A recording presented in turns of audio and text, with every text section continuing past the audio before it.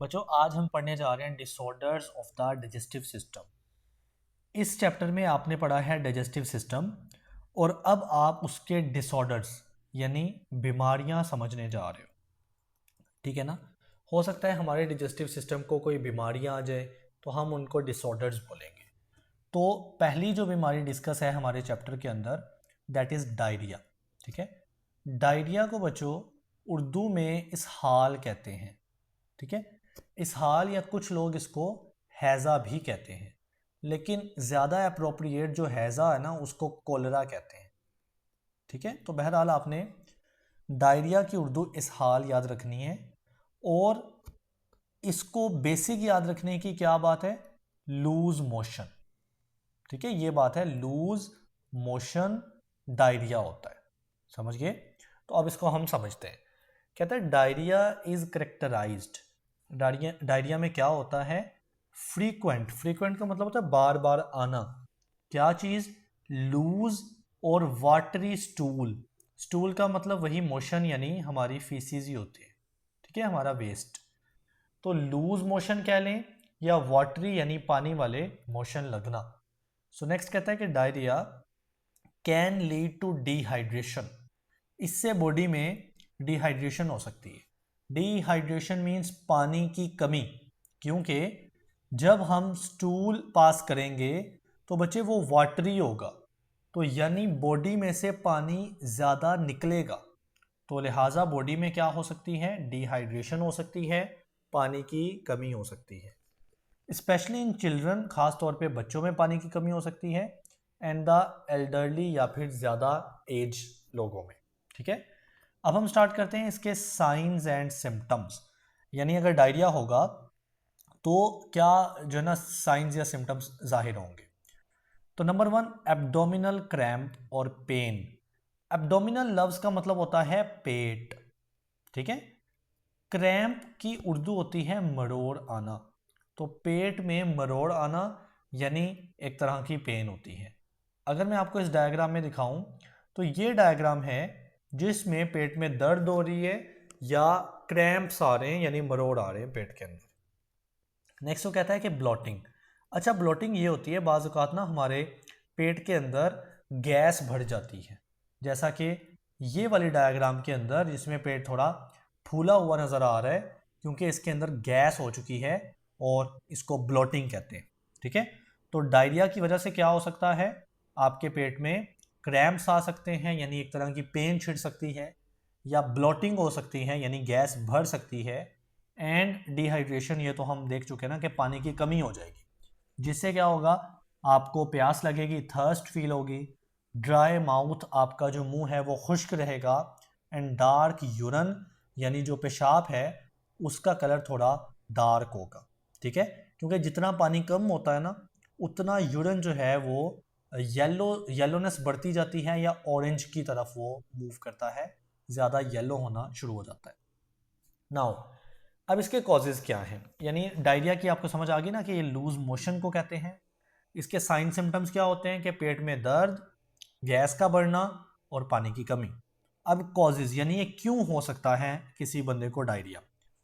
Number 1 बच्चे, infection हो सकता है। इन्फेक्शन मीन्स बैक्टीरियल अटैक हो सकता है, वायरस का अटैक हो सकता है, या कोई पैरासाइट का अटैक हो सकता है, तो जिससे डायरिया होगा। नंबर 2, फूड एलर्जीज, यानी किसी बंदे को खास खाने से एलर्जी होती है और अगर वो खाना खा ले तो उसको डायरिया हो सकता है। फिर stress can be a factor, यानी कुछ लोगों में टेंशन या स्ट्रेस का फैक्टर जो है वो डायरिया कर सकता है। एंड सर्टेन मेडिकेशंस, यानी कुछ दवाइयाँ भी ये बीमारी कॉज कर सकती हैं, स्पेशली एंटीबायोटिक्स। कुछ एंटीबायोटिक्स होंगी जो डायरिया कॉज कर सकती है। तो कॉजेज वेरी सिंपल, या तो इन्फेक्शन हो सकता है बैक्टीरिया, वायरस या पैरासाइट का, या खुराक की वजह से हो सकती है, एलर्जी की वजह से, या स्ट्रेस की वजह से, या कुछ दवाइयों के साइड इफ़ेक्ट की वजह से हो सकता है हमें डायरिया। ठीक है। अब हम आगे मूव करते हैं। इलाज, यानी अगर डायरिया किसी को हो गया तो अब क्या करे वो। Drinking plenty of fluids. देखिए बच्चे, प्लेंटी ऑफ फ्लूइड्स का मतलब है कि वो ढेर सारे पानी वाली चीज़ें पिए, या फिर वो जिसमें जूस है वो पिए, क्योंकि इसमें ये वाली चीज़ डिहाइड्रेशन हो चुकी है, पानी की कमी हो चुकी है, तो बॉडी को ये वाले फ्लूइड्स यानी ज़्यादा पानी वाली चीज़ें दी जाए। Use of ORS। ORS की फुल फॉर्म क्या होती है? Oral, O for oral, R for rehydration. Rehydration means दोबारा से पानी पूरा करना। S for solution. तो ओरल रिहाइड्रेशन सॉल्यूशन को हम ORS कहते हैं और ये मार्केट में इस तरह का मिलता है।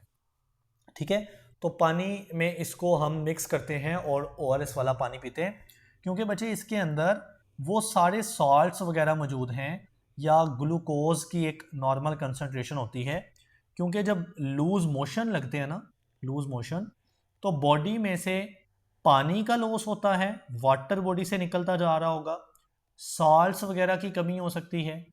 तो हम सिंपल या सादा पानी की बजाय हम ORS का पानी प्रेफर करेंगे। ठीक है, तो कहता है कि आप ज़्यादा पानी पिएं, फ्लूइड्स का इस्तेमाल करें या स्पेशली ORS इस्तेमाल करें। ईटिंग सॉफ्ट डाइट, नरम गज़ा आपने खानी है। यूजिंग एंटी डायरियल मेडिकेशंस, यानी कुछ ऐसी दवाइयाँ भी होती हैं जो डायरिया को एंटी मीन्स ख़त्म करती हैं। ठीक है, टेकिंग एंटीबायोटिक्स, यानी कुछ एंटीबायोटिक्स पे काम करती हैं, और अदर ट्रीटमेंट या इसके दूसरे इलाज भी हो सकते हैं इन सिवियर केसेस, यानी शदीद हालत के अंदर। ट्रीटमेंट आप कैसे याद रखोगे कि आपको मेजरली फ्लूइड यानी पानी का ज़्यादा इस्तेमाल करना है, ORS एक अच्छा ऑप्शन है, नरम गज़ा का खाना है, या फाइनली कोई दवाइयों पे भी आप जा सकते हो, यानी मेडिकेशन, एंटीबायोटिक्स वगैरह इस्तेमाल कर सकते हो। Now prevention. प्रिवेंशन कहते हैं परहेज़ क्या करना, यानी इसको रोकना कैसे है। तो आप क्या करें, वॉशिंग हैंड्स रेगुलरली। देखें ना, इसका एक कोज है यहाँ पे बैक्टीरिया, वायरस या पैरासाइट, यानी जरासीम। तो उसका हल क्या होगा कि आप हाथों को मुसलसल धोते रहें ताकि ये जरासीम आपकी बॉडी में एंटर ना हो सके। स्पेशली बिफोर ईटिंग, यानी खाना खाने से पहले, क्योंकि खाना खाएंगे तो खाना मुंह में जाएगा और जरासीम भी जा सकते हैं। और आफ्टर यूजिंग द बाथरूम, क्योंकि बाथरूम भी जरासीम का घर होता है। ठीक है, अवॉइडिंग कंटेमिनेटेड फूड और वाटर। तो अगर खुराक और पानी की बात करें तो वो कंटेमिनेटेड नहीं होना चाहिए और उसको आपको अवॉइड करना चाहिए।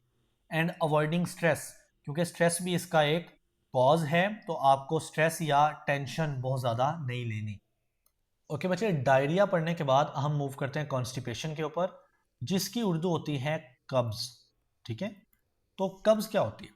कॉन्स्टिपेशन इज अ कंडीशन, ये ऐसी कंडीशन है इन विच फीसिस, जिसमें जो फीसिस होती हैं आर नॉट एलिमिनेटेड, वो बॉडी से बाहर नहीं आ रही होती, यानी वॉशरूम नहीं आ रहा होता कॉन्स्टिपेशन के अंदर, फ्रॉम द बॉडी, जिस्म से, एट रेगुलर इंटरवल, यानी जो एक रूटीन होती है ना, रेगुलर इंटरवल होता है, उसके अकॉर्डिंग काम नहीं हो रहा होता। अब साइन एंड सिम्टम्स क्या हैं, यानी अगर किसी को कॉन्स्टिपेशन है तो उसका कैसे पता लगेगा?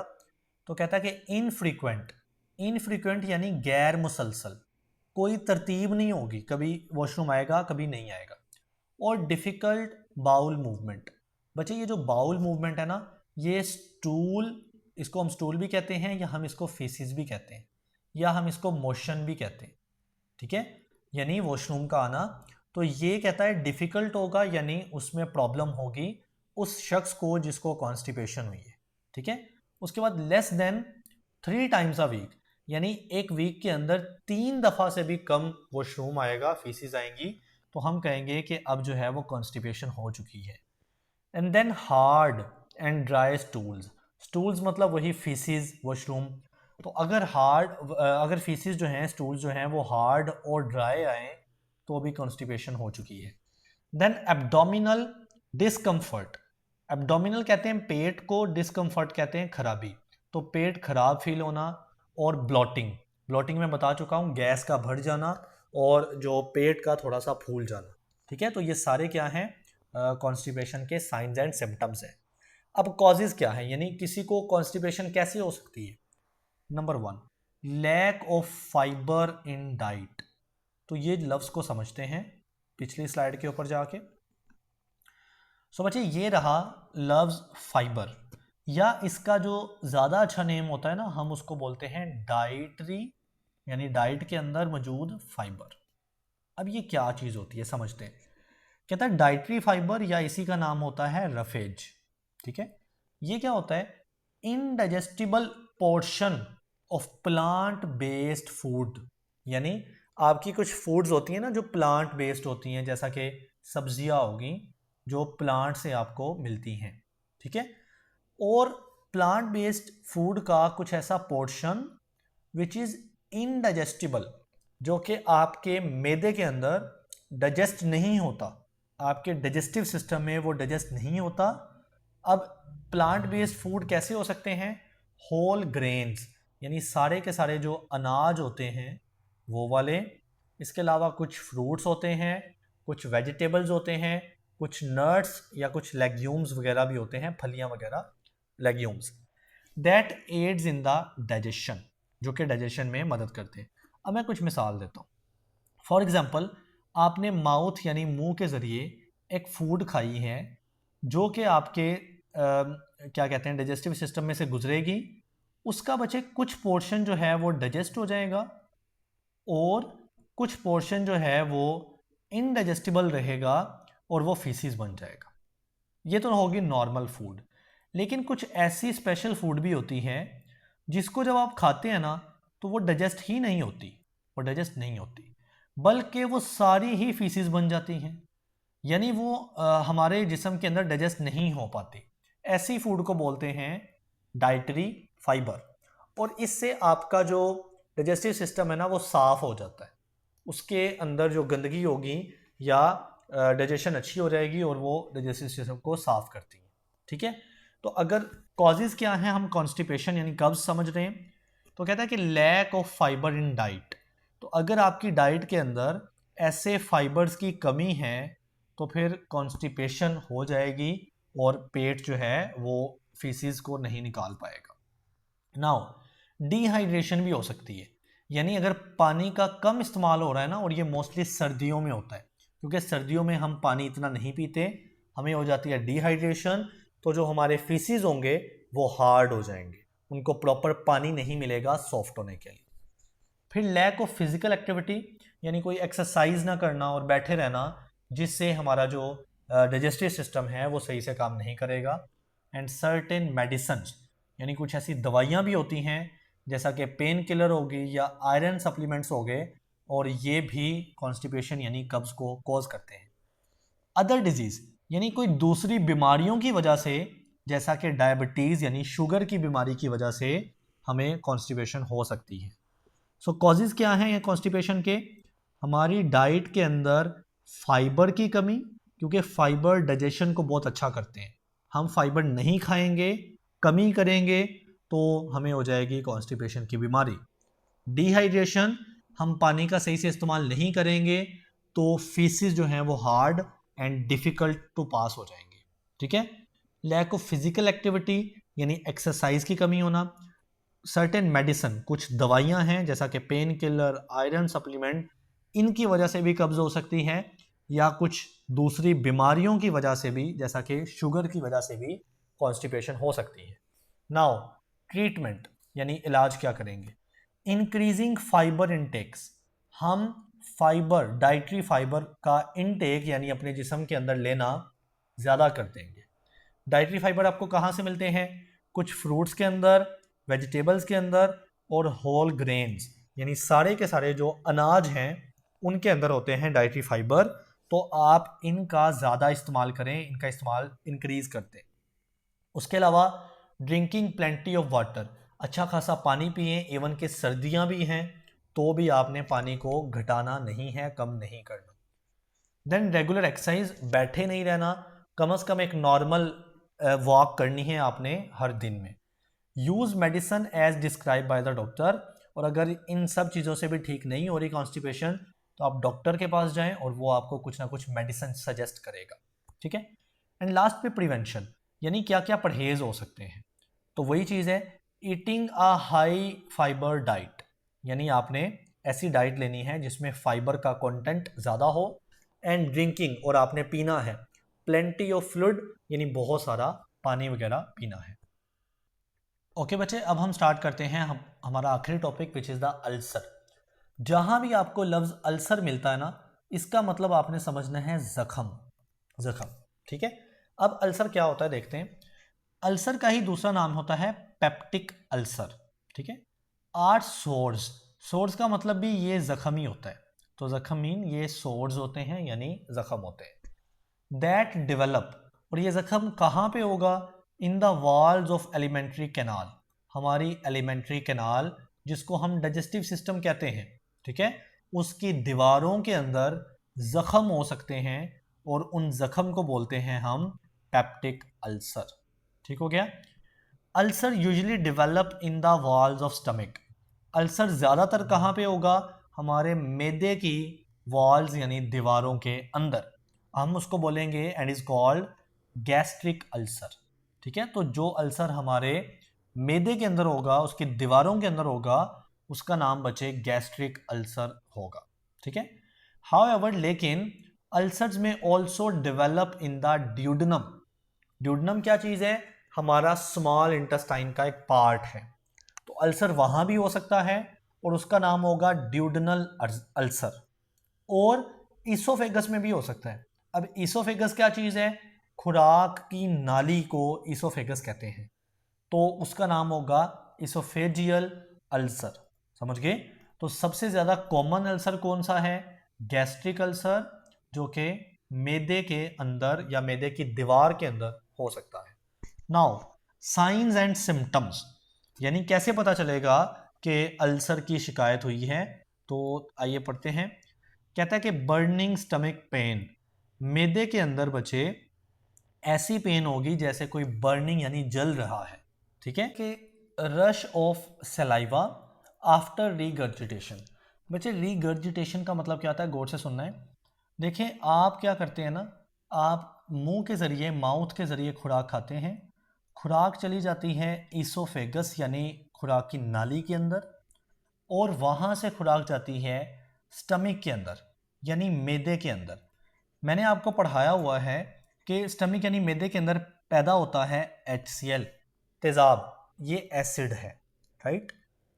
लेकिन बाज़ औक़ात क्या होता है कि ये जो एसिड है ना, ये इसोफेगस में वापस जाता है और माउथ तक जा सकता है, यानी वापस का जो रास्ता है ना, हम इसको बोलते हैं रीगर्जिटेशन। अब जब ये माउथ में दोबारा जाता है ना तेज़ाब, तो माउथ के अंदर पैदा होता है सलाइवा, बहुत सारा सलाइवा, ताकि सलाइवा थोड़ा सा बेसिक होगा और वो इसको, ये जो एसिड मुंह के अंदर आ रहा है HCl, इसको बच्चे न्यूट्रलाइज करने की कोशिश करेगा। न्यूट्रलाइज मीन उसका एसिडिटी ख़त्म करने की कोशिश करेगा हमारा जो सलाइवा होता है। समझ गए? तो ये अल्सर में क्या होता है? रश ऑफ सलाइवा, बहुत सारा सलाइवा पैदा हो जाता है, थूक पैदा हो जाता है आफ्टर रिगर्जिटेशन, यानी कोई ऐसा अमल हो कि हमारी जो खुराक है वो मैदे से दोबारा मुंह के अंदर आना चाहे। उसके बाद कहता है कि लॉस ऑफ एपिटाइट। एपिटाइट कहते हैं भूख लगना, भूख लगना। तो लॉस ऑफ एपिटाइट मतलब भूख का ना लगना, ये भी अल्सर में हो सकता है। देन वेट लॉस यानी जिस्म का वजन कम हो जाएगा। एंड ब्लड वॉमिटिंग यानी जो उल्टी आएगी उसमें खून होगा, खून की उल्टी होगी इन सिवियर केसेस यानी शदीद केसेस के अंदर। तो नेक्स्ट है बच्चे कॉजेज, यानी क्यों हमें अल्सर हो सकता है। तो कहता है कि infection due to helicobacter pylori bacteria, ये बैक्टीरिया का इन्फेक्शन हो सकता है, जिससे क्या होगा कि हमारे मैदे या ईसोफेगस या किसी और जगह पर डैमेज हो सकता है, उसकी दीवारों को डैमेज हो सकता है ये बैक्टीरिया की वजह से, ठीक है। या फिर long term use of NSAIDs. NSAIDs mean non steroidal anti inflammatory drugs, यानी ये दवाइयां हैं जिनका नाम है एनसेड्स। अब बच्चे ये एनसेड्स क्या होते हैं? ये एज अ पेन किलर काम करते हैं। इसके अलावा हम इनको फीवर में भी खाते हैं या किस तरह की इन्फ्लेमेशन में भी हम खाते हैं।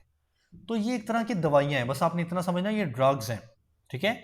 और अगर आप इनका लॉन्ग टर्म यूज़ करते हैं ना, ज़्यादा देर तक, तो उससे क्या होगा कि ज़ख़म हो जाएंगे आपके डाइजेस्टिव सिस्टम के अंदर। इसलिए कहते हैं इतनी दवाइयाँ भी नहीं खानी चाहिए, ठीक है। तो ये कॉज हो सकता है किसका, अल्सर का। या एक्सेसिव अल्कोहल कंजप्शन, यानी अगर कोई शराब पीता है और वो एक्सेसिव अमाउंट में पी रहा है, तो ये भी अल्सर कॉज कर सकता है। देन स्मोकिंग, ठीक है, स्मोकिंग अल्सर यानी डैमेज कर सकता है डाइजेस्टिव सिस्टम को। इसके अलावा स्ट्रेस भी इसका फैक्टर हो सकता है, दो नॉट अ डायरेक्ट कोज, यानी जो स्ट्रेस है वो डायरेक्टली अल्सर नहीं करेगा, बल्कि it can make symptoms worse, ये कंडीशन को मजीद खराब कर देगा। यानी अगर किसी को पहले से अल्सर है ना, तो फिर स्ट्रेस वहां पे आएगा और स्ट्रेस वहां पे कंडीशंस को मजीद वर्स करेगा, यानी खराब कर देगा। नाउ इसका ट्रीटमेंट क्या है? तो बच्चे अल्सर के कॉजेज समझ आ गए ना। हो सकता है बैक्टीरिया की वजह से हो और उसका नाम है हेलिकोबैक्टर पाइलोराई बैक्टीरिया, या फिर कुछ दवाइयां जैसा कि एनसेड्स, इनका ज़्यादा इस्तेमाल, या फिर अल्कोहल, स्मोकिंग या स्ट्रेस की वजह से हो सकता है। अब ट्रीटमेंट क्या है कि आप हेलिकोबैक्टर पाइलोराई इन्फेक्शन, ये जो बैक्टीरिया है, इसके खिलाफ एंटीबायोटिक्स लेना शुरू कर दें, जो कि इस बैक्टीरिया को किल करेंगी, ठीक है, और अल्सर जो है वो ठीक हो जाएगा। या फिर मेडिसिन कुछ होती हैं called antacids and proton pump inhibitors. Antacids और प्रोटॉन पंप इनहिबिटर्स जो हैं, ये भी जख्म को ठीक करने यानी अल्सर का इलाज करने में काम करती हैं। देन लास्ट में प्रिवेंशन, हम कैसे इससे रोक सकते हैं। So avoiding excessive use of painkillers. तो पेन किलर्स हैं जिनका नाम मैंने बताया एनसेड्स हैं, आप इनको एक्सेसिवली यूज ना किया करो। Then avoiding spicy foods, very much important. देखिए ना बच्चे, यहाँ पे मैदे का एक जख्म बन रहा है, तो कैसे बहुत ज़्यादा आप स्पाइस ले रहे हो, मिर्चों वाली खुराक खा रहे हो, तो जिससे जो है ना जख्म बढ़ेगा। ईटिंग अ बैलेंस डाइट, एक ऐसी डाइट खाएं जो बैलेंस्ड हो, जिसमें हर चीज़ अपनी परफेक्ट अमाउंट के अंदर मौजूद हो।